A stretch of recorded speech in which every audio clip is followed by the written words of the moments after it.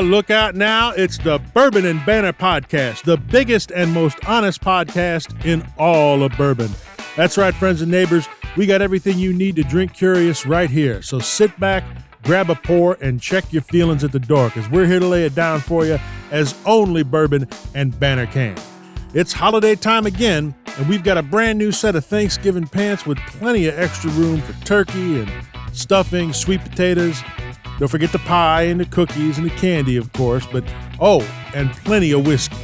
Don't bother trying to reach us for the next 6 weeks, as we're going to be in a permanent food coma. So before we head into that stupor, we're going to give you all a little treat for the holidays to take your mind off whatever mishaps are happening around the family table. Consider us the Uncle Al of the family this month, the one you can go to when you don't want to hear any more from that cousin with the unibrow. You know which one. Here we go. Oh, I like stuffing, Bob. I have to tell you, I like stuffing. But do you like stuffing in a casserole dish or stuffing cooked inside of a turkey? Well, you know what? It's a funny question to ask me, because I actually am a fan of gut stuffing. And then I like to take the stuffing that's been inside the bird and then mix it in with more stuffing so I can get all those great flavors from being inside the bird and scale it up. See, I just buy multiple birds, shove them all in there. So, however much stuffing I want, that's how many birds to buy. Because I had not seen it just cooked in a casserole dish itself until I came out here. We never had that growing up. East Coast, everybody put it inside the bird. So, you put it inside the bird, I will eat the shit ton out of it. You put it in the casserole dish, and I will eat the shit ton out of it anyway. So, well, the casserole dish is what lets you scale, right? Because there's only so much room in the bird, right? Unless as in your case, you buy multiple birds. So for me, I like taking it and then mixing it up and spreading the love as well. So, but at the end of the day, I get my fill. I'm never left for wanting more. Gravy on the stuffing or no gravy on the stuffing? Oh, gravy on the stuffing.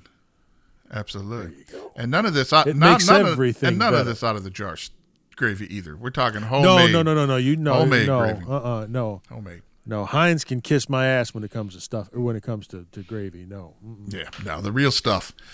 Oh man, see. Now I gotta like think about exercising. I gotta lose some pressure there. Let it rest a little bit. Just think about it though. Yeah, don't actually put one. No. Don't put one foot in front of the other. No, just think about it. I'm a trained professional. I've gotten to the point where I can just meditate and lose weight. Heck, have you now? I have. Damn. Well, folks, it's early and it's getting deep already over here. All right. Well, let's get to what the folks tuned in for. All right. Some entertaining bourbon and banter content. What do you say? There you go. Well, I think we need to kick things off with a recap of the inaugural Bourbon and Banter Summit, which we held back in October, which was the culmination of, 12 plus fucking years of time and effort finally coming to fruition. And first of all, folks, it was so disappointing that Bob couldn't join us on this trip. So this was we call it the inaugural summit because we're going to be doing it every year moving forward. But this was bringing together several members of the Bourbon and Banter community down in Louisville for a couple days of what one of our team members is called Bourbon Fantasy Camp. And we'll get into the details. But Bob could not make it. He had commitments elsewhere. So it's really not a Bourbon and Banter trip without Bob. So we did only what, the only logical thing to do, which is we created a two-dimensional facsimile, if you will. I can't even think about it. Of Bob. So have you ever seen the life-size cutouts, folks? Well, we created one of Bob with a very unique stance. And if you saw the thumbnail for this podcast, you've seen what we mean. In Bob in his infamous sumo squat position, and we had that printed, and we brought that down with us to the tour. So everywhere that we went, Bob was definitely sure to go. Yeah, and one of these days you'll have to bring Brent on to tell that story because he tells it better than I. I don't even remember half the shit that he, but the origin of the sumo squat, of yes, course. So I was there. That's the Bourbon and Banter After Hour podcast. Yes, in spirit and in cardboard. And then we kept videoing Bob and sending photos. So it's almost like you were there. It was like I was there. That we did. We were able to get on Zoom a little bit and go back and forth. So I was around when stuff. I got to ask some questions at some of these events, and people tried to get me thrown out of the room, but what are you going to do? That's right. So what we did, folks, is we kicked the summit off with a barrel pick at Four Roses. Thrilled to once again be partnering with them to bring a single barrel to our community. And this year, once again, to our surprise, we picked an OBSV. This is the same recipe that's the retail release, but this is obviously even better because it's a 10-year, 3 months, and it's going to come in right around 125 proof, give or take. And so it's great to see Mandy Vance and team down there and pick another barrel. And we're told that we should have this bottled this month and should be able to start getting this in people's hands before Christmas. So keep your fingers crossed that one will be happening. And for those of you huge Four Roses fans wondering, this is a 6th-tier barrel that they picked when they were down there. So top tier. And if you've had any of those 6th-tier OBSVs, boy, those are some mighty fine tasting bourbons. I look forward to getting this one in my hands. I can't wait to taste this. Well, then, not to be outdone, we then spent the next day, we traveled to Owensboro, Kentucky to hang out with our friends at Green River Distilling. And so in the morning, a group of us did a Green River barrel pick. So these are brand new to the market. There's not a lot of them out there. So we're super thrilled to be able to bring one to our community as well. And we wound up picking a barrel that's 6 years, 8 months, and about 122.8 proof. Now, I believe this will all get proof down to full proof, which I think is 109 or 110 is what they're bottling things at for their full proof. Oh, wait, no, 119, I think it is. Sorry about that. So it'll be lowered to 119, just a few proof points, but it's going to taste fantastic, and it is their high rye mash bill, which we know and love. So it was a lot of fun to do that. But then after that, we got to hang out, had some lunch with the team there. We had more community members show up for that, and then for the afternoon, we got a tour of the distillery and then hung out with Karen Wells for her Glen Karen experience, where we tasted some of the different expressions paired with some great food, some great chocolate bourbon fudge, which is the Dyfar. And one of the highlights was we got to try their 95.5 rye mash bill, which is going to be released next year. So this is a competitor to the infamous MGP 95.5 rye. And I have to tell you, stuff tastes fantastic. So next year when it gets released, it'll be over 5 years, closer to 6, and really, really looking forward to getting my hands on a bottle of that as well when that hits the market. Now, this is one Pops brought some back for me to taste, and that was fantastic. And I was able to actually, be a fly on the wall for a little bit of them in Green River. And they were purchased a little while ago by the BBC folks. And I asked them, while I was on the call with them, I had to ask, they were talking about, I wanted to know what their, what did I say, Pops? What is your security protocols to prevent the people from BBC coming in and stealing all your bourbon to take it for themselves so they have some decent shit to put in the bottle? And they looked at me, she turns, she says, who let this guy call in here? How did this happen? I said, well, they got the Discovery Series over there. I heard that's because when they came down here, they discovered what the bourbon was supposed to taste like, and that's where they got the name from. And, it got some laughter. But I don't know if they were fond of me asking those kind of questions. But, I am an investigative reporter. That's right. I'm a journalist. Right. You got to have your integrity. After that, we went back to Louisville that night. We went over and had a group dinner at Watch Hill proper. Had a nice little evening there, hanging out with folks and enjoying some good food and some good conversation. Then the next day, we headed out to Michter's. Oh, actually, no, that night, I'm sorry. I'm getting my days. It was all blur, Bob. The bourbon blur. Yeah, I wonder why it was all a blur. So Watch Hill proper was Thursday night after Four Roses. I'm sorry. Friday night was our one of two, but our largest bottle share evening, which was kicked off by the legendary Mercenary Barbecue. That's Brent Joseph, who is in charge of our single barrel program and a longtime senior contributor. He's got a catering company for barbecue out of Indianapolis, and he brought down brisket and pulled pork and some ribs, and god damn, man, it was fantastic. It's always delicious. And then we had a whole bunch of fantastic swag to give away. from a lot of our brand partners. And we had a special guest that evening, Dan Gardner, joined us from Four Roses, and he rolled in with a bunch of great giveaways as well. And then we all did bottle share that evening, and I think when I did the tally up, we had about 150 plus bottles of bourbon on hand for the weekend. So everyone got to hang out. We had custom-made cigars coming out of St. Louis, a friend of mine who pulls those in from Nicaragua. So it was a great time. And then Saturday morning, we got up slowly, headed over to the Fort Nelson Distillery at Michter's down in the city. There we did a fantastic rye flight tasting, some cocktails in the cocktail lounge, and then wrapped up with a nice tour of their facility. And once again, if you're in the town, you got just a little bit of time, you're in downtown Louisville, I highly recommend Michter's Fort Nelson tour because they've got a great micro distiller experience. Doesn't take a lot of time, and then cap it off with some great cocktails as well. We went out to dinner, and then we went back to the house, and once again, bottle share. And then we did a group craft shoot live, which Bob would have been proud of. We had I bottled up around 50 samples that I've been collecting, labeled them anonymously, and then had people sit in front of a camera and give them their tasting notes. Yeah, but you didn't give anybody the damn turkey innard whiskey or whatever the hell crustacean shit. That's what I was pissed about. When you told me you did that, you drank it all. Yeah, no, I did not drink it all. I'd spit that shit out, boy. It's like I'm the only one you pulled that shit on. Why didn't they get the turkey testicle whiskey or whatever the hell? And then the other thing we did, we spent an afternoon at Buzzard's Roost, their new facility, and Susan Rigler came in and led us through a barrel magic tour, and we hung out also with the owner, and they're doing some really cool things, Bob. I have to tell you, they're still sourcing their bourbon while they're having a whole bunch of it distilled, but what they're doing is they're taking product from like MGP, and they're finishing it in level 1 char barrels.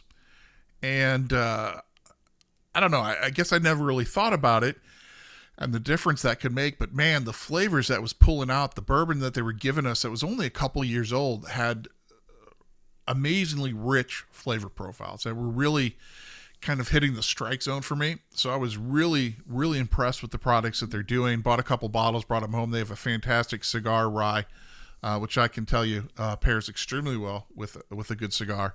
But I'm really, really super excited to see where these guys go. And with their own distillate, it's going to touch nothing but a level 1 char barrel, which is going to be a very unique product in the market.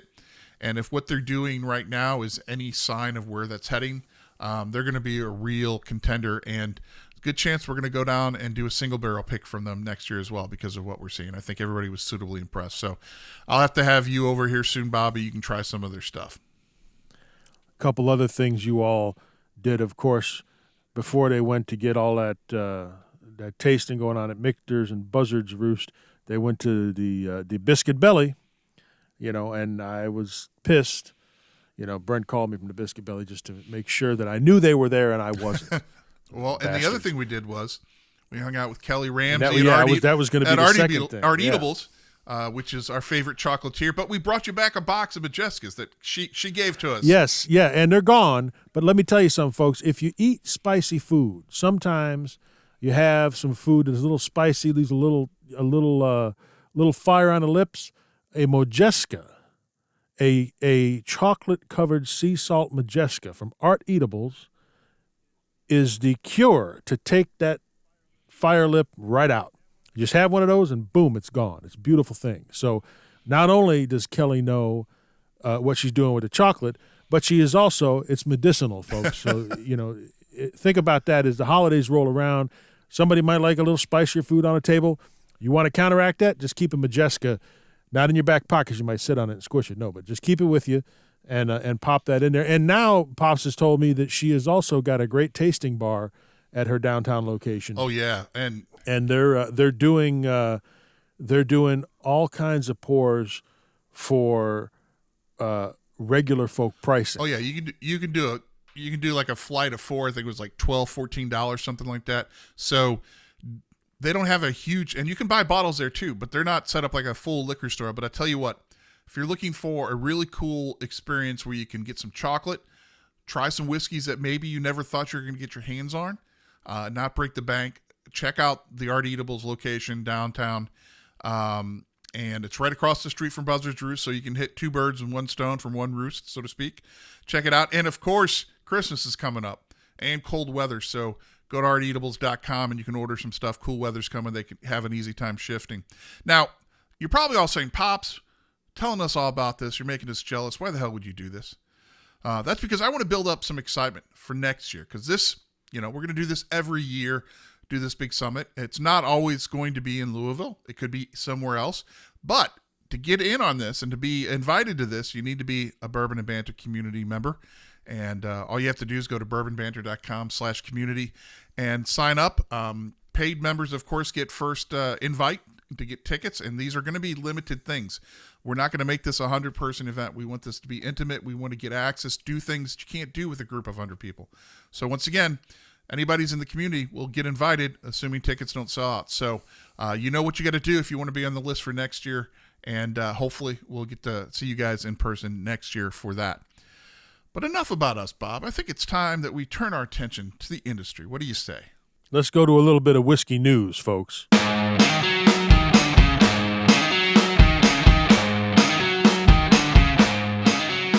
Well, Bob, they say bigger is better, and you and I are living proof of that. That's right, absolutely. And to prove that, a few gentlemen who were the original brains behind Bardstown Bourbon Company have announced that they're opening up a new distillery called the Whiskey House of Kentucky. They're going to be launching this facility with operations beginning in July of 2024. And it's going to be it's being built currently in Elizabethtown, Kentucky right now. And it is going to be massive. It's a 176-acre campus. And they're going to be employing about 50 employees next year and expanding to 100 by 2027. And this, the gentlemen behind this are David Mandel, John Hargrove, and Daniel Lind. Now, they're the ones that started Bardstown Bourbon Company. They're not the ones that typically get the praise in all the press releases. The chairman, who we've talked before, tends to get that, but these are really the brains who put this thing together. And they've decided that since they're no longer involved in the other program, they're going to go ahead and do it right this time. I mean... well, the chairman doesn't get the praise anymore. Well, no, he still does. He's still called the founder, Bob. He still does? That. Yeah, even under he still gets called, even though he's in the ground. Okay, that's right. But this facility is going to be a little bit different. Bardstown Bourbon Company was built, and it was a cutting-edge model at the time. But it was built to produce bourbon for other people, to be a contract distiller, as well as produce its own brands. This time around, David and his team are focusing purely on the contractor market. They're not going to be doing any of their own brands. But this place, as I said, is going to be massive, okay? They're going to have 16 barrel traditional rick houses. Each one of them is going to hold 41,500 barrels. Huge. 50,000 square foot palletized warehouse as well. They're going to have a still, 48-inch custom still, that's going to be able to produce an annual capacity of 112,000 barrels, and then they're going to be able to expand that upwards to 14 million proof gallons, which is 224,000 barrels by 2027. They're going to have capacity for 664,000 barrels stored. Traditional rick house storage for 664,000 barrels. This will be the most technologically advanced distillery, and it's going to be a sight to be seen. So I'm super excited for the guys to have another crack at success, because obviously they exited that deal, and it was successful, and now they're parlaying that into this one. But this is going to be really interesting to see how this shifts things. And once again, we always hope that the industry is going to stay as popular as it is to support an endeavor like this. But I believe, from what I've heard, a lot of the capacity that they're able to produce is already sold out, if not completely. So there's a lot of people standing in line wanting to get into this place. So I can't wait to see this thing up and running, because the photos of it in production right now are pretty impressive. Geez, I hope the shit tastes good. That's a lot of bourbon to have if it don't taste good. Jesus. I mean, that's right. Don't tell me how it was half made, a million. just tell me how it tastes. Yeah, tell me what it tastes like. Yeah, and maybe this one will get put on the BBC should put on on trucks and shipped around Brad Paisley's tour. Maybe this one will be put on the back of Taylor Swift's tour and shipped around shit, and then you can sell it for $15 million a bottle. It's going to be follow her tour. Then they're going to put small samples in a bunch of footballs, and they're going to be thrown around the football field, and then they're going to be bottled. Hey, man, I would not know a Taylor Swift song if it jumped up and bit me in the ass. However, I have the utmost respect for what she has been able to do. So if she gets into the whiskey market, I'm enthralled just by what she's been able to do with her own record, her own recordings, going back and re-recording her stuff so she can stick it up the ass of the people that took the shit from. So if she were to make a celebrity whiskey, I would be interested. You never hear me say that, but I'd be interested in that. And there's your unsolicited bullshit opinion words coming from you, Bob. Isn't it though? All right. Well, layering off of that, let's move forward. And a lot of people saw in recent news that Old Forester came out and released 150 decanters of a 12.5-year-old bourbon that was bottled to celebrate its 150th anniversary back in 2020. These decanters were originally filled to be served at special tastings and events during the anniversary year, and those were canceled due to the pandemic. So the bottles were kept in storage. Now, some of these were also given out to the Brown family and employees and some partners as well, but they had about 150 of these left, and they opened up and put them on sale back on November 16th, and they sold out within 14 minutes. Now you say, okay, limited edition, sold out in 14 minutes, what the big deal? Well, this was 12.5-year-old whiskey, okay? Barrel proof, unfiltered. That's great. That's exciting. No, I'm sorry. Yeah, that's right. And they sold out for $2,500 a bottle, Bob. So who's buying 12.5-year-old Old Forester for $2,500? I feel like an owl. I'll give you a hint. It wasn't me. It wasn't me. Who? Wasn't me. I mean, oh my God, that's insane. I mean, it's a decanter made out of. Bob, it's okay though. Bob, it's okay? A pretty bottle that closely resembles a Master's Keep bottle. And it's in a box made of wood that they salvaged from the old Old Forester distillery from the fire in 2015 that just almost destroyed the Whiskey Row block in Louisville, right? So they took some of that wood and they made boxes.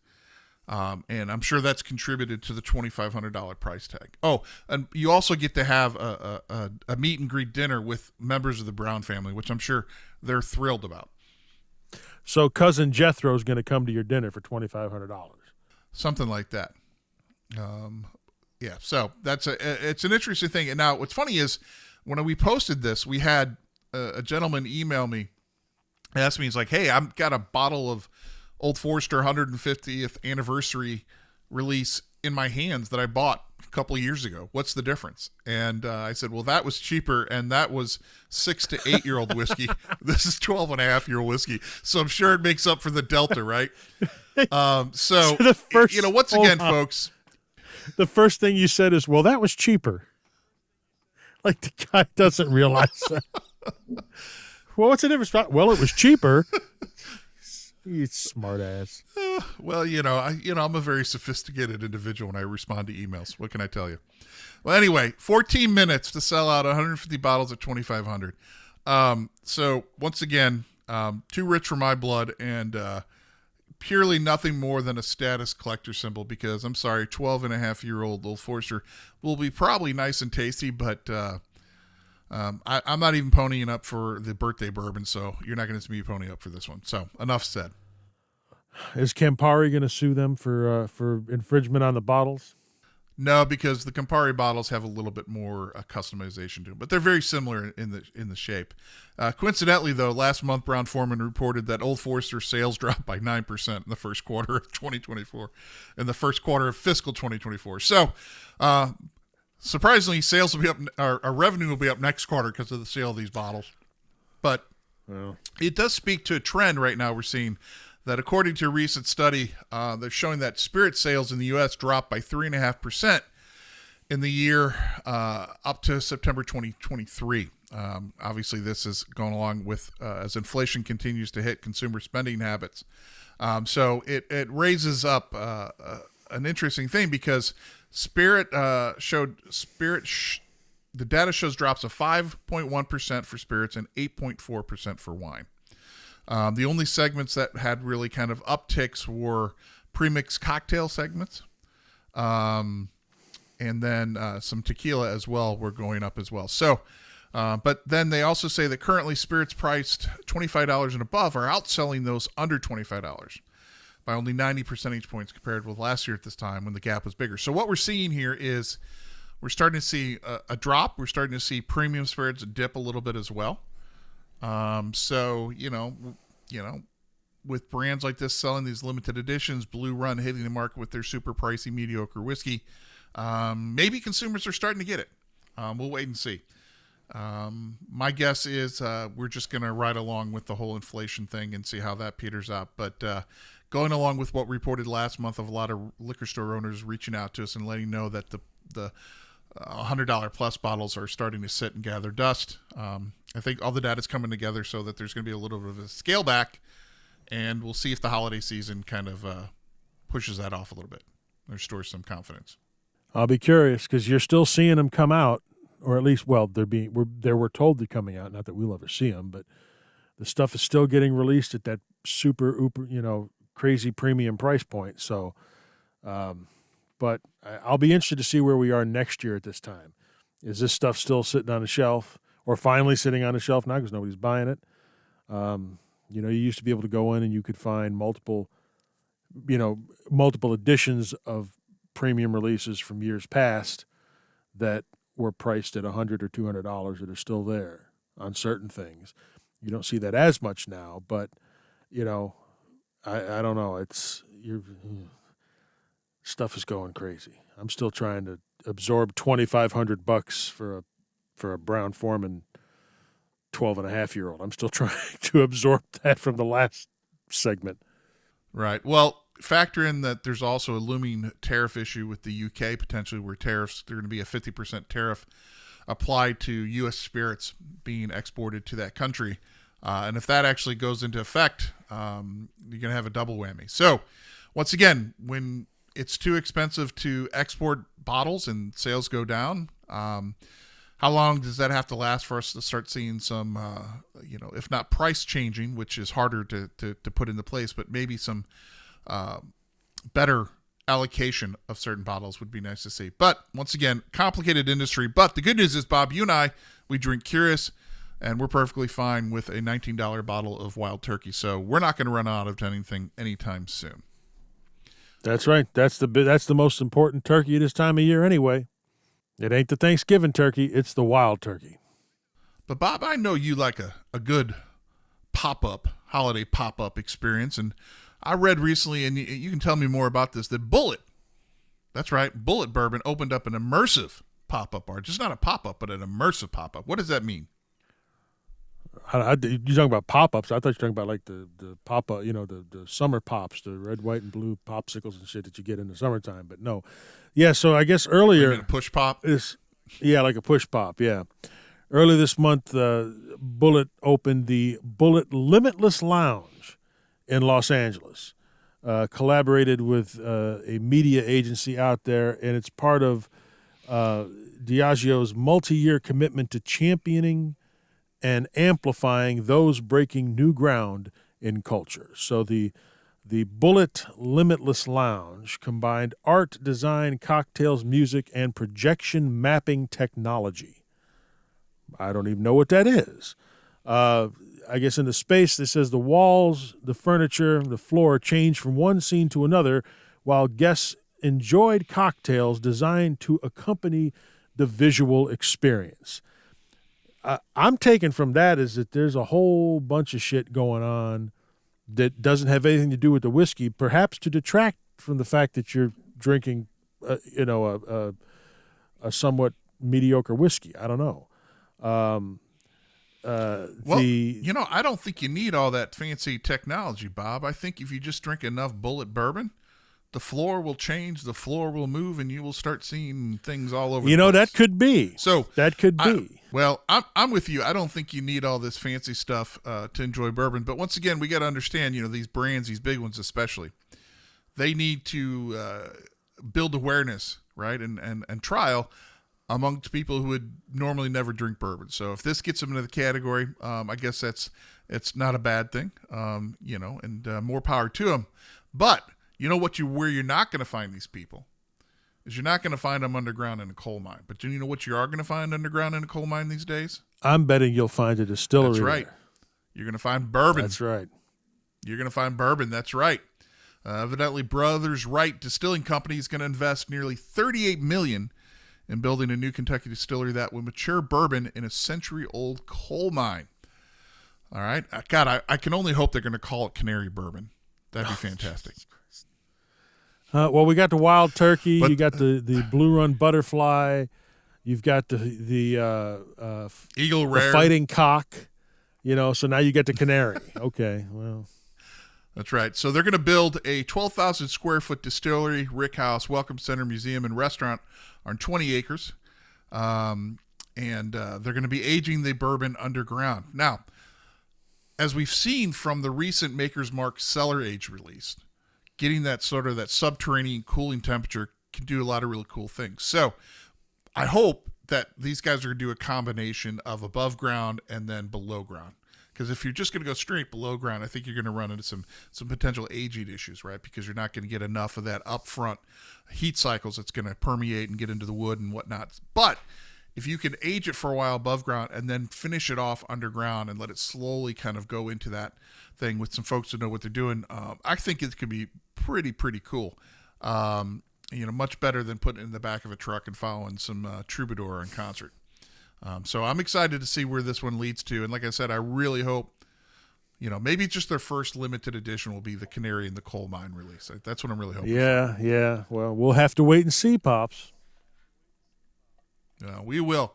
But let's not talk about the future. I think it's time we turn our attention to some of the things that are hitting the market right about now. So, folks, fill your glass and get ready. We're going to talk about some new whiskey releases. Hey there, friends and neighbors. We've talked about them a lot over the last few years.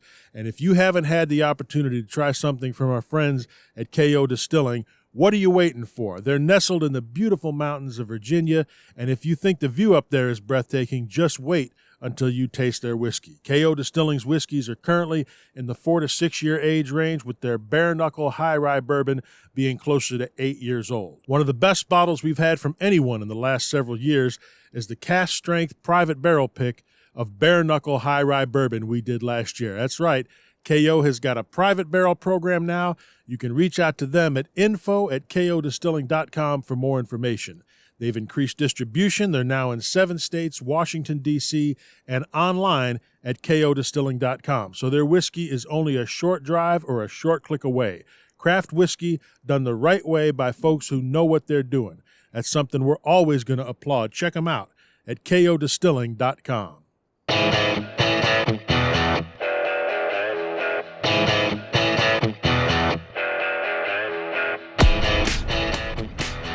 Well, let's kick off these new releases by the big kahuna that's come out that's created a lot of conversation, and that is Wild Turkey. They unveiled their Generations limited edition release. It's a historic release, as the press release states, honoring 3 generations of bourbon-making mastery. Of course, those 3 generations being Jimmy, Eddie, and Bruce Russell. So this release is 128-point proof. It's a blend that's of 9, 12, 14, and 15-year-old bourbons.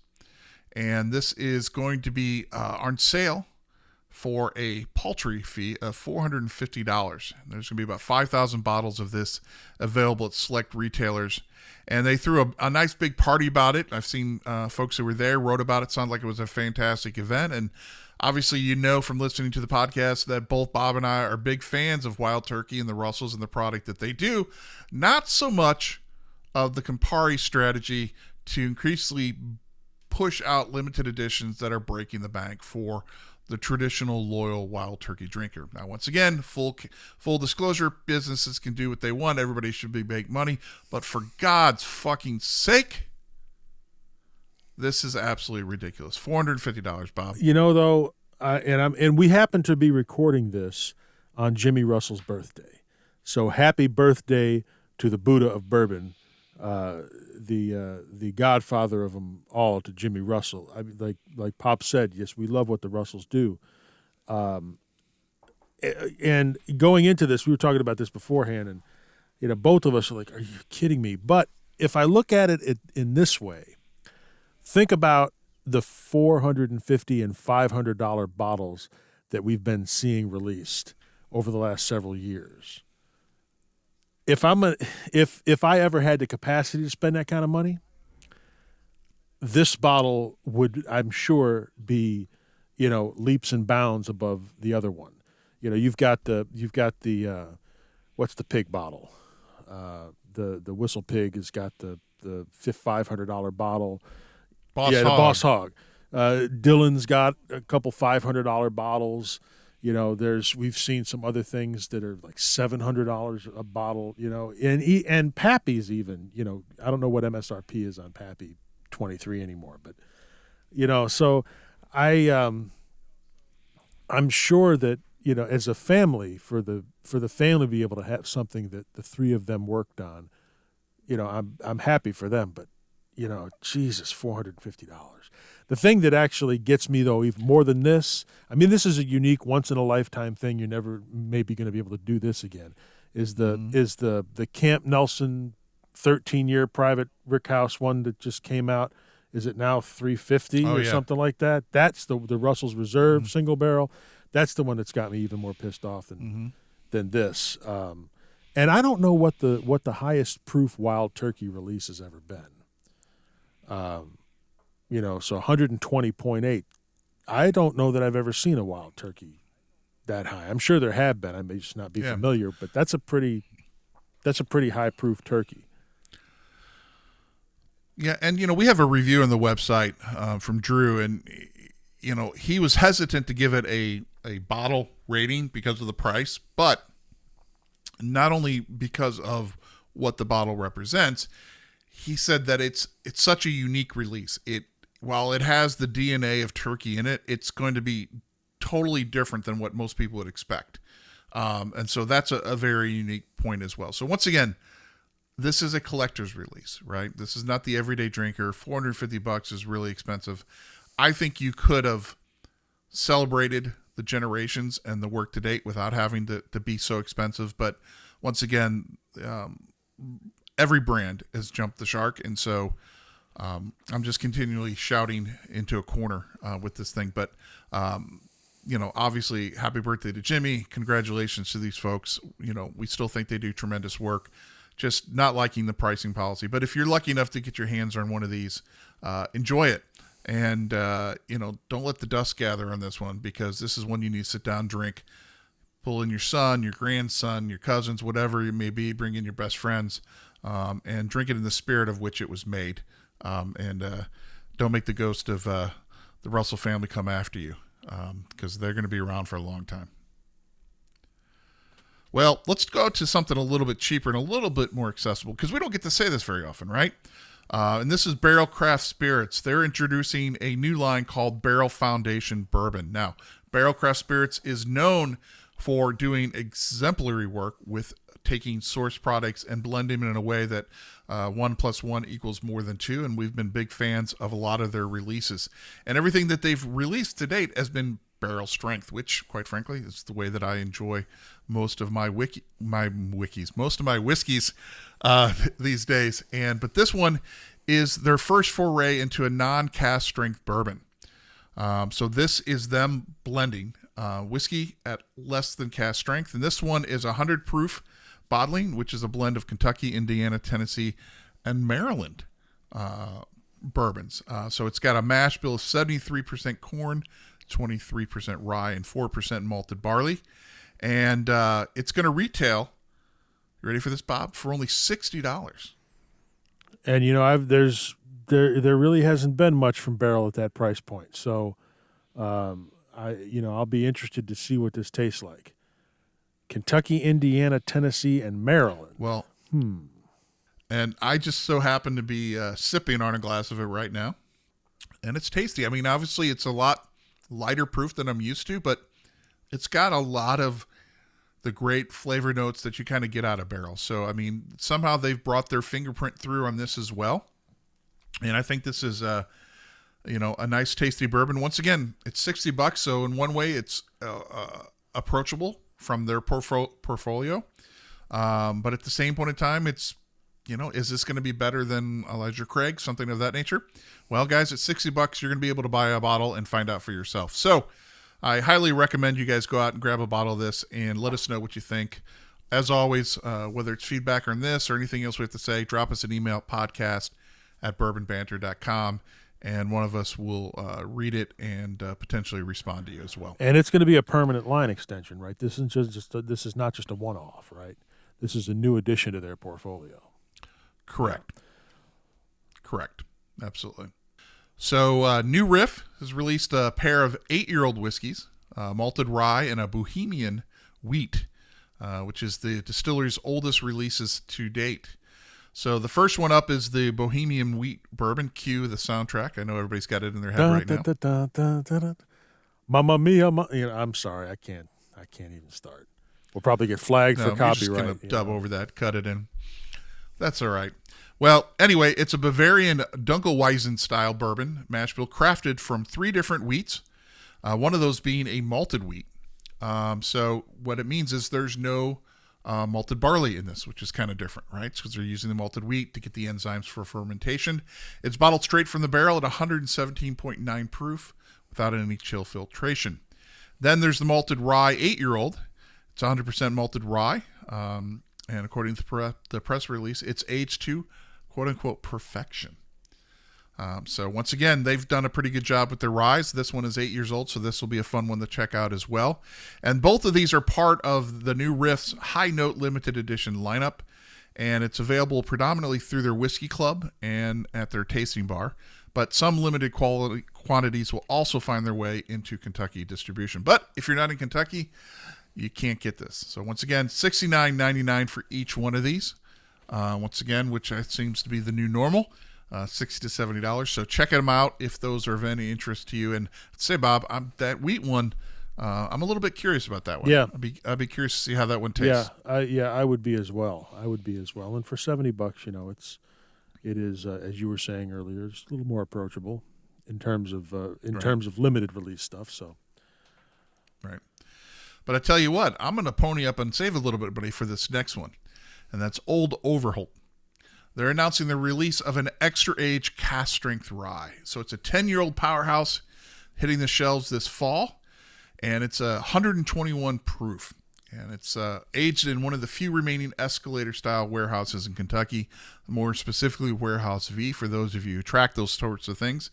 And this is going to be absolutely fantastic. I just know. It's $99 for a bottle, okay? And that's a full $7.50, none of this half-bottle shit that's going on. I'm lining up for this one, man. I would like to try this. I don't know if I'd want to hold by, but I'm very intrigued. Do you know what I'm going to say when I saw this? You know what the first thing I said, right, Pops?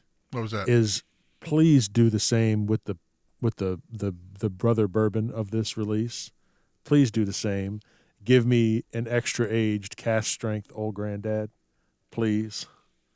I don't know, man. We're gonna have to put the Fox team on that and find out. That could be in the works. I keep trying. I'm like, I want that. I want to be the people that do the first private barrel pick of OGD.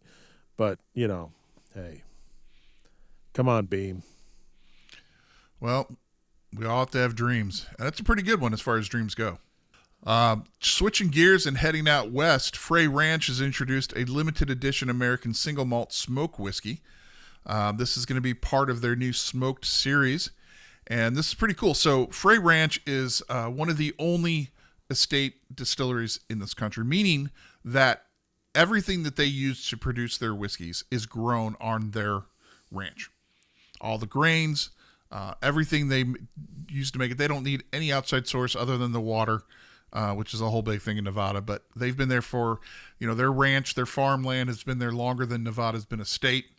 They're really good folks. Colby and his wife are doing amazing things. And so they're doing this from homegrown barley, right? And they using a custom-built smoker. And if you know anything about Colby and his approach to things, they don't simply go out and buy things when they need it. They just make it themselves. They repurpose things. Like when he started malting his own grains years ago, and instead of buying things, he built his own malting machine. I mean, it's unbelievable. So he takes stuff, repurposes it. So he's built his own smoker here, and which is kind of cool. So it's kind of like the MacGyver of the distilling industry. So he did that, and then he made his own peat, for God's sakes. Right? He's like, well, we don't want to bring any peat in, so he made it. He made it from decompressed plant matter from the farm, pressed it in the bread pans, dehydrated it, and then used it to smoke the whiskey. I mean, what the hell? They got a doubler out there made out of a Pinto, don't they? I think so. Yes, I think so. It's the only estate distillery that actually has a 20-unit collection of Pintos for these purposes. See, they're very resourceful out there at the Frey Ranch. That's right. Now, doesn't come cheap, so he's selling this new whiskey for $59, but that's for $375. So once again, that gets a little expensive when you do the math there, especially because for me at least, I'm still very much on the fence about American single malts. I haven't found one that I really have gotten excited about. Will this be the one? Well, I'll let you guys know when I get a sample. But I can tell you what, it's going to be interesting. It's going to be different. And it may not be something that I want to drink every day, but knowing what Colby and his team are doing out there, I'm sure it's going to be a very, very well-made product, and probably one of the best stories around. The stuff I've had from Frey Ranch has been very tasty, so it is intriguing. When I see stuff from them, I'm intrigued. And we still don't have it out here yet, but we're waiting. No, absolutely. And now we're going to take Bob down to Texas, his favorite state when it comes to whiskey, but this one is a good one, and this is Still Austin, one of our favorite Texas distilleries, is launching a new Bottled and Bond seasonal series. It's a collection of 4 limited release whiskeys that pay homage to the 1897 Bottled and Bond Act, and the first up is a red corn bourbon, $79.99 per bottle, and it is made with 100% Texas-grown grains and quote-unquote reflects the flavors of the season. So we're going to have this red corn bourbon right now. Then you're going to get a high rye bourbon in the fall, a blue corn bourbon in the winter, and a straight rye whiskey in the spring of 2024. Obviously, being Bottled and Bond, all these are bottled at 100 proof. And they've got some pretty cool artwork as well on the labels, continuing their artist series and what they've done in some of the other bottles out there. So, once again, we've been fans of Still Austin for a while, and our very own Steve Coombs has a great review of this red corn bourbon up on the website as well. You can check it out, and he highly recommends it. So if you have the money and the opportunity, go out and grab a bottle today. And one thing I will say, Pop said that they are one of our favorite Texas distilleries. I will say they are my favorite Texas distillery. They're the only distillery in Texas that I actually like, that I've had. So Still Austin Whiskey Company, the only folks who have passed the Bourbon and Banter Texas Whiskey Challenge. Hey there, friends and neighbors. You know, when it comes to craft whiskey, we here at Bourbon and Banter, we don't pull any punches. We call it just like we see it. When it comes to craft whiskey from Texas, there's only one distillery that has survived our very special Texas Whiskey Challenge. That's right, and that's the folks at Still Austin Whiskey Company. They're a true grain-to-glass operation, meaning that their hands are in every step of the process, from sourcing the ingredients to distilling, bottling, and everything in between. Their flagship products in the Musician Straight Bourbon, which won us over first, that was the one we thought was absolutely fantastic. It survived the Texas Whiskey Challenge and exceeded everybody's expectation. Great stuff there with the Musician Straight Bourbon whiskey. They've got the Naturalist Straight American Gin, the Artist Straight Rye, and the Musician's Cast Strength Bourbon as well. Now, Still Austin uses 100% Texas-grown corn, rye, and barley sourced from local Texas farmers. To find out more about where you can get their whiskeys, as well as more information about their Austin distillery, go ahead and visit them online at stillaustin.com/banter. That's stillaustin.com/BANTER. Tell them Bourbon and Banter sent you, and find out why they're the only distillery to pass our Texas Whiskey Challenge. Still Austin Whiskey Company. And speaking of that challenge, Bob, I don't know if I told you, but I have put out a call through official channels to try to line up a trip to Texas to hit a couple of these distilleries and see if they can change our mind. Oh, are you trying to get me killed? What are you doing? You want me to go on to these distillery sites and taste the stuff? But don't worry. We're going to travel incognito as barbecue judges. There is no way that either of us are traveling incognito anywhere, man. You see us, they say we see you coming from a mile away. They see us coming from 100 miles away, man. Who are you trying to kid? Things you can see from space. Great Wall of China, Pops and Bob. Yeah, well, I mean, we're both stars, and a star is a large gassy object that can be seen from millions of miles away. So, I mean, hey. Oh, that makes me laugh. Thank you for that.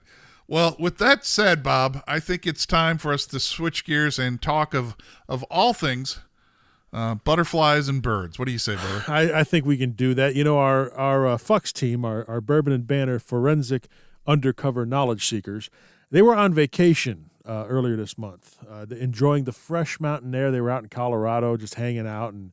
And when they were out there, they managed to stumble upon some plans from Molson Coors from their newest acquisition, Blue Run Spirits. Now, they hadn't planned on this, but they just happened to stumble into some stuff. And, the Fox, once they get a scent on something, boy, they're gonna go in with it. So the Blue Run Butterfly has been rumored to be the driving force. We've all suspected that behind the brand's exorbitant pricing.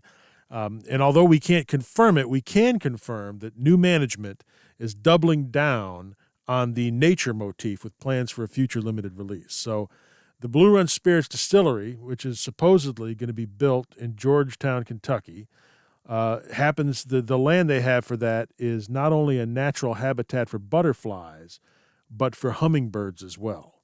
When Molson Coors acquired Blue Run, they brought their engineers in to evaluate the plans for the distillery. They realized that there was a unique opportunity there to create jobs for the local community and foster the bulging hummingbird and butterfly community right there as well. So a one-of-a-kind rick house is being designed that will feature attractants in it, designed to bring the birds and butterflies into the rick house, dramatically increasing the air movement and yielding a more stable aging process to the whiskey. So in addition, micro vibrations from the wings are at a frequency that has proven to actually increase the penetration of the bourbon into the barrel during peat heat cycles. I had never heard of this, but it's backed by numerous studies, apparently. This is reported to be the only scientifically proven sonic aging technique that actually works. We've heard a lot about the sonic aging. There's a lot of brands out there that are playing shit into it, but this is the only proven way, scientifically, that sonic aging works. And because it's owned by Molson Coors, the R&D team from them had also discovered that John Denver's recording of Rocky Mountain High is extremely effective, Pops, in attracting the hummingbirds. So there's a rumor, the Fox said they're rumoring that it's going to be on repeat in all the rick houses out there. They're going to be dedicated to this project. So combined with the essence of calm that emits from the wings of the butterflies, Blue Run predicts a unique whiskey that will be unlike anything available anywhere else. So perhaps there's going to be a hummingbird on the bottle now for these, or maybe a hummingbird and a butterfly. So God knows what the price on that's going to be. Wow. My question, who's going to clean up all the hummingbird shit? I actually wondered about that myself. I think the wings flap so fast that the shit just blows and, it's in a mist that goes out and doesn't actually, ever drop. But I've heard that, but I'm not sure. Well, I mean, people will believe anything, right? So who knows what the story is going to be when this comes out. But, this is what I like about our team, right? Our forensic undercover knowledge seekers, even when they're on vacation, they are sticking their nose in other people's business just so our loyal listeners know exactly what the hell's going on. See, God bless them. That's right. If you can't beat them, fucks them.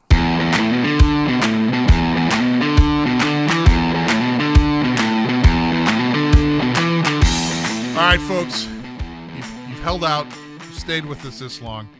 I think it's time we give you some bourbon bullshit. Bourbon bullshit. Bob, longtime listeners know that you're in the music industry. So what comes to mind when I say Michael Bublé? Bullshit. Fucking no talent horse shit. What if I say Michael Bublé whiskey? I'm going to need a moment, please, to step away here for a minute. Well, you take your moment, and let me tell the kind folks what's going on here. So singer-songwriter Michael Bublé has collaborated with master distiller and blender Paul Circa to create a new whiskey that's been named Fraser and Thompson. And the brand describes the liquid as a North American whiskey, as it blends both Canadian whiskey, one of your personal favorite, Bob's, with Kentucky bourbon. It's blended and bottled at 84 proof at Heaven Hill Distillery in Bardstown. Oh, God damn it. Really? Now. Really, Max? You let this son of a bitch come in there and do this shit? Come on. This monotone motherfucker. I swear to God, his voice, if I'm ever constipated and I hear Michael Bublé, the shit just flows freely. Jesus Christ. When I was still in radio and I was an MD for the jazz station here, and as MD, you'd get all the new releases and you'd have to evaluate them for airplay. And this is when Bublé his first record. Nobody knew who this fucker was, and they sent me the record. And I'm in my office, a stack of records. I see this, and I see it's on Reprise. I'm like, well, I haven't seen anything on Reprise in a while. Sinatra's label. It was owned by Warner Brothers. So I'm like, well, this could be good. So I put it in. I think it was Fly Me to the Moon. And I hear the Quincy Jones arrangement for the Basie band. And so the band is killing. 10 seconds in, then here comes Fly Me to the... all this bullshit from this motherfucker. I turned the record off after 10 seconds of him singing, and I called the record company.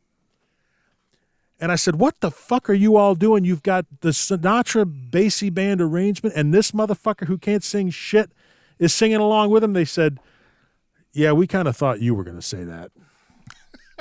I am not making this shit up, and I have hated this son of a bitch.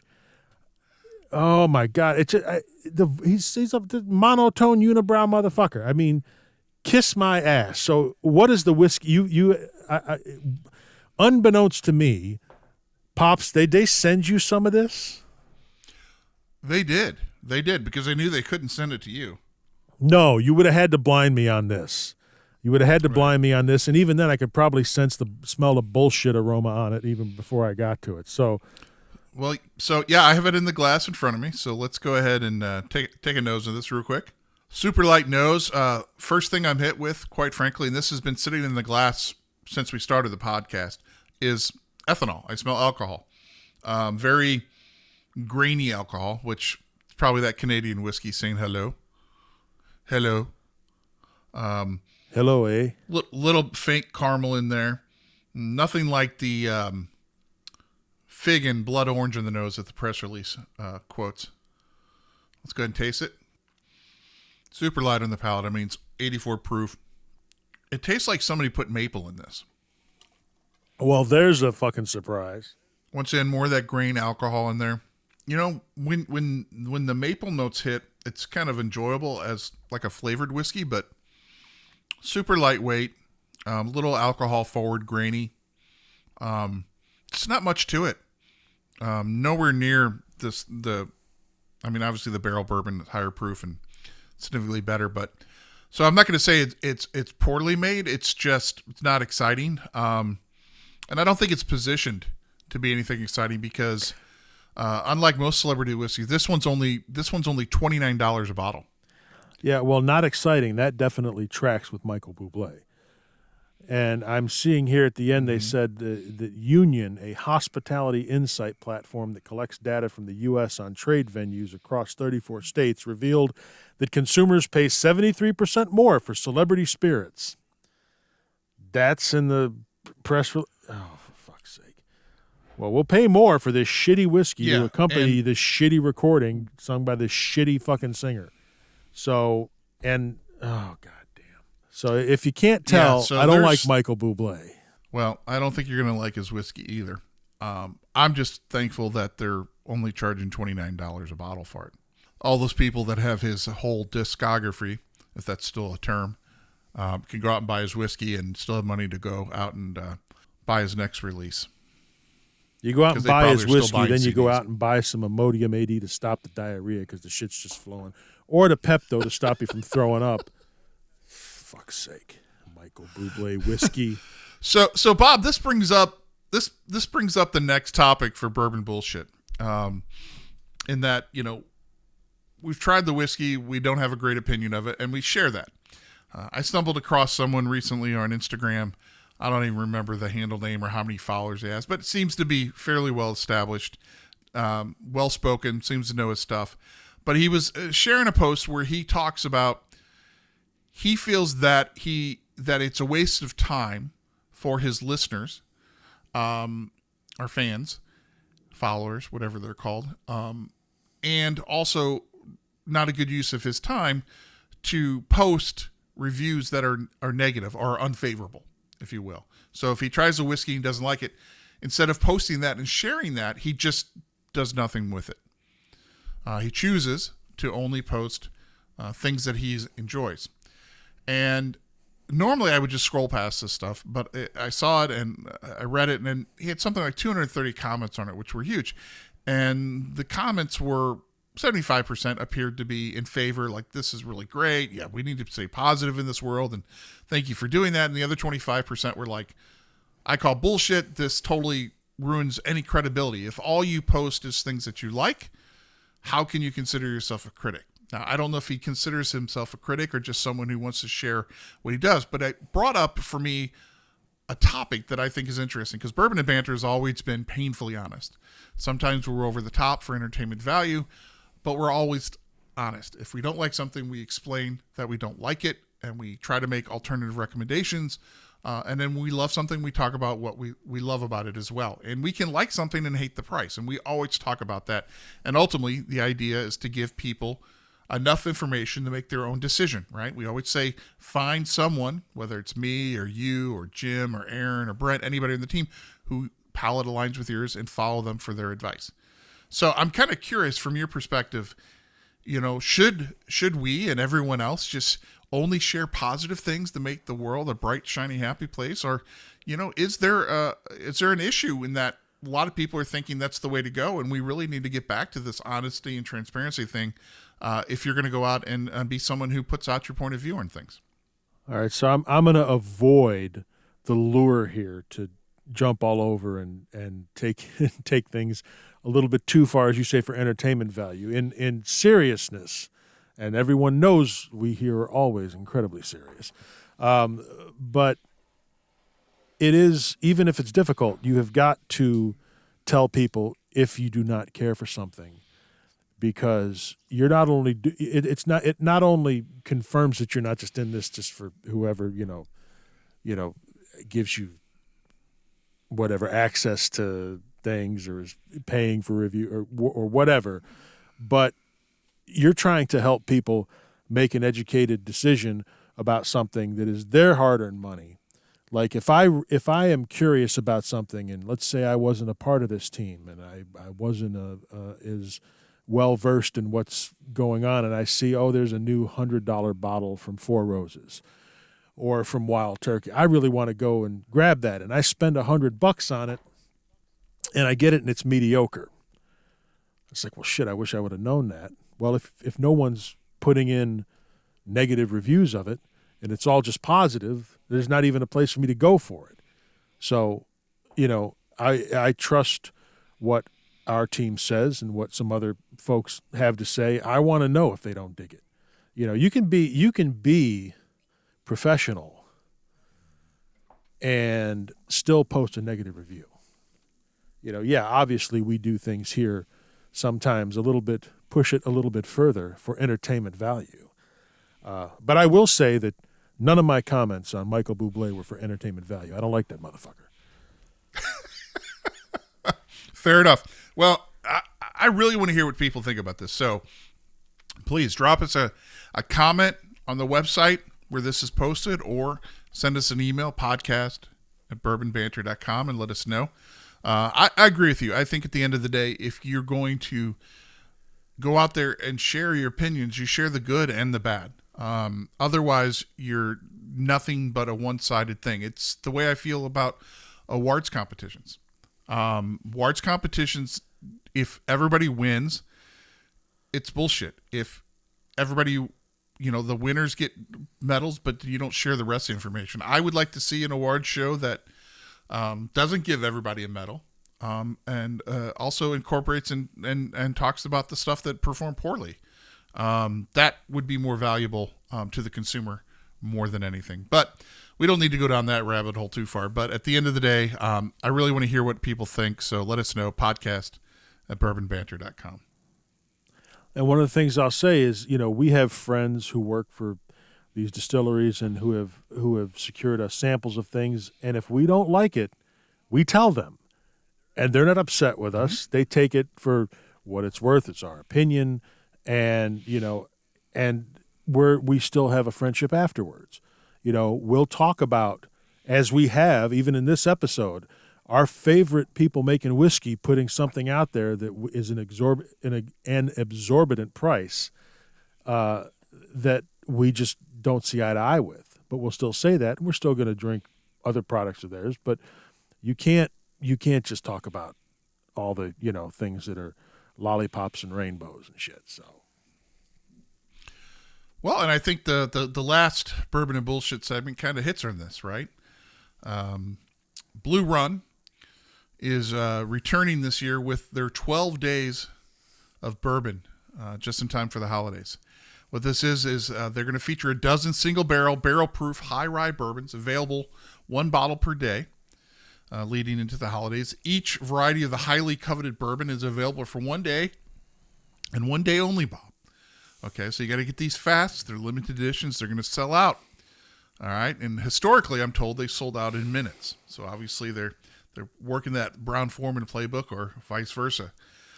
So they have totally different profiles because they are single barrel, so each one is different. And they were crafted by our friend, Jim Rutledge. So here's a guy we know and respect. He makes good whiskey.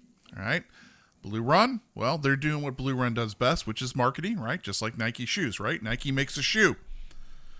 Doesn't mean it's worth $400. All right. Well, they're releasing this lineup of 12 single barrels. Each one is available for $179.99. It's an expensive single barrel. But that's okay because they've got a nice layer of marketing, Bob, on top of this with creative names. What does that do? Okay. What does that do for the taste of the whiskey, the marketing? Let me read these two and see if this changes your opinion, all right? So I'm going to pick two, all right, because there's 12. I'm going to pick two here, okay? One of mine is the barrel's called Fully Lit. So just close your eyes. Take this in. Close your eyes and imagine a double pump vanilla latte and bowl of ripe black cherries begging you to go deeper into the bourbon chasm. And you should. You'll be greeted by flavors that remind you of caramel corn, dark chocolate, and thick, creamy espresso. Just when you thought the experience was over, boom, it's not. Honey-drizzled shishito peppers remind you of the joy of exploration before you're gently lulled to sleep by fresh-baked toasted almond croissant dusted with powdered sugar. Excited. Come on. All right, hold on. A double pump vanilla latte and bowl of oh, God damn it. I don't get to go after these one at a time? No, one more. Here we go. Grandma's house. Allow yourself to reminisce through memories of the scent of sugar cookies baking in the oven. Next, you're hit with a distinct pop of red cherry leading to clove-heavy baking spices. Prepare to be surprised by the unexpected rush of sweetness delivered by a dash of maraschino cherry syrup and a hint of orange rind. Welcome to Grandma's house, where this single barrel transforms itself into a high-proof old-fashioned. Okay. I don't know about your grandma, but, there's a lot of grandmas out there. You go in a house, smells like liniment oil and Vicks Vapo Rub or whatever the hell, and it's not smelling like that. But I want to get back to so who's sitting there with a double pump vanilla latte? I don't know what the fuck I don't drink lattes. I drink coffee, black, period. Don't give me all this fancy shit. Double pump vanilla latte and a bowl of ripe black cherries. You're sitting there with a bowl of cherries in your latte. The bourbon chasm? Go deeper into the bourbon chasm. New on the CW this fall, the bourbon chasm. Come on. I just, oh, Jesus. So, number one, these are 12 single barrels. They're all high rye bourbons, right? Mm-hmm. It's all high rye single barrel bourbons. And you mean to tell me that all of these have these distinctly, shockingly different tasting notes and flavor profiles and finishes and all that kind of shit, and each one is $180. So, I understand that the holidays are, a time of merriment, perhaps. But I think somebody must have gotten the stars that they're seeing aren't on top of the tree. They must have got knocked over the head when they were doing this shit, because this is just. Well, I'm sorry. We love Jim. I mean, Jim is a legend. Jim is responsible for doing so much wonderful stuff in this business, and he probably picked some great barrels. $180 a bottle. Well, it'd sell out in fucking minutes. Yeah, I mean, here's the thing. This is no different than the Wild Turkey thing, right? Russells make great product. They have no control over how it's marketed, how it's priced. And Jim, we want Jim to be making money in retirement, right? He's got to do what he's going to do. But folks, I think to wrap this up and put a quote-unquote bow on it, just in time for the holidays, Bob hits the nail on the head here. These are 12 single barrels, quite possibly all from the same run, right? These could be 12, and they're just pulled, and they're good barrels, tasty barrels, and somebody had to write this, right? AI, creative, somebody being paid minimum wage, whatever it may be. Who knows? At the end of the day, this is a prime example. Don't let marketing get you excited about something just because of the marketing. And then ask yourself, how old is this product? I don't know right here as I type it. I didn't ask that question, how old these single barrels are. But once they become available on the Blue Run website, I'm sure the details will be there. But $179 is a lot for a bottle. And definitely if you buy more than one of these, it's questionable how different of an experience you're going to get. So once again, the segment is Bourbon Bullshit. This is a prime example of that, of good people making good product and marketers doing their worst with it. So as you go into the holiday seasons, as you go into gift giving, remember this, folks. If you want to spend more than $100 on a bottle of bourbon as a gift, or you want to spend more than $100 on a gift for a bourbon lover, it should include 2 bottles at that price point, and you'll be good. And drop us a note at podcast@bourbonbanter.com if you want some personalized recommendations. Bob and I have plenty to share on that front. But with that said, I always say the basket of bourbon is better than the super expensive bottle. Absolutely. And once again, if you want to spend $200, you buy 4 bottles of Four Roses single barrel in a basket, give 3 to your recipient, keep 1 for yourself, and drink happy. All right, folks. Well, that's it for our 35th episode.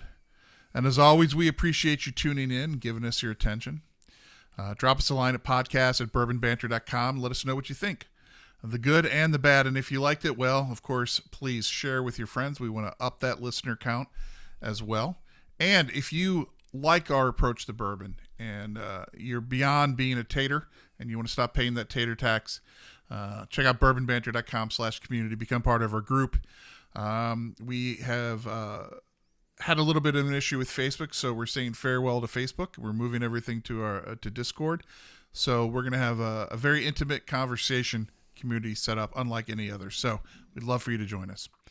Once again, go on Apple, give us a review of the podcast. We appreciate it. And on behalf of everyone at Bourbon and Banter, thanks again. And remember, if you're going to drink, drink curious. Well, what's your preference? Bourbon, if you got it. Bourbon from Kentucky. I should certainly fucking hope so.